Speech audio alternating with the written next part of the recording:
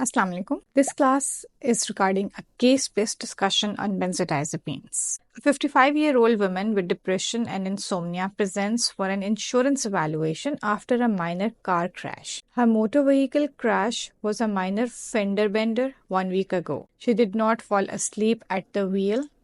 She didn't see that the car had stopped in front of her. She says she had minor whiplash injury. She is pain-free and has no neurological symptoms. She has had an episode of depression for 9 weeks, characterized by poor concentration, decreased appetite, low energy, tearfulness, and difficulty getting to sleep. She is not suicidal. 2 weeks ago, another provider started fluoxetine 20 mg and clonazepam 1 mg at bedtime. Her sleep has improved, but her other symptoms are unchanged. She has hypertension treated with hydrochlorothiazide, but no other medical issues or medications. Her vitals and physical examination are unremarkable, other than the depressed mood and psychomotor retardation. Now think about this woman. A 55-year-old woman recently started on fluoxetine and clonazepam, having a minor car crash, still appearing depressed. What should we do? Add methylphenidate for neurovegetative symptoms. Change clonazepam to temazepam. Do nothing at this point. Follow up in 2 weeks for fluoxetine effect. Ask her to surrender her car keys. Think carefully. यहाँ पे problem क्या है? The patient is not suicidal. She did not attempt the car crash, but she has decreased psychomotor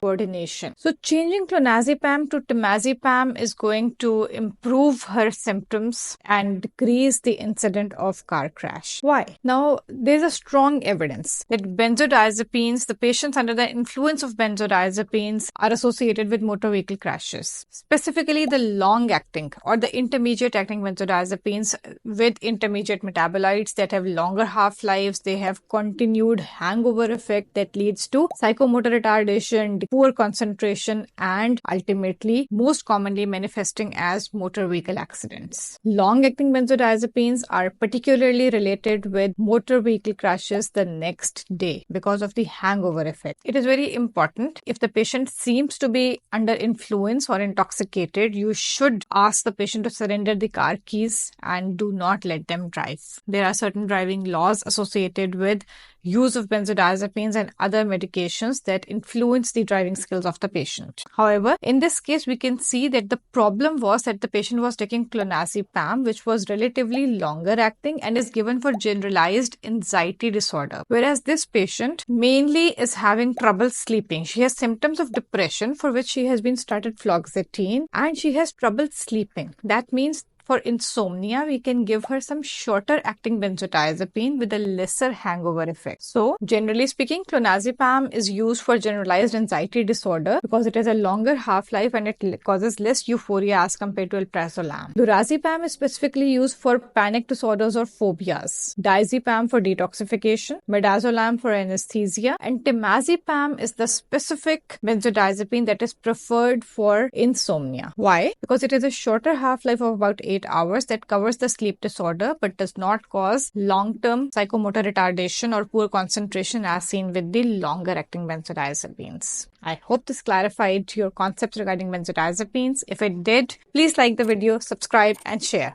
Thank you.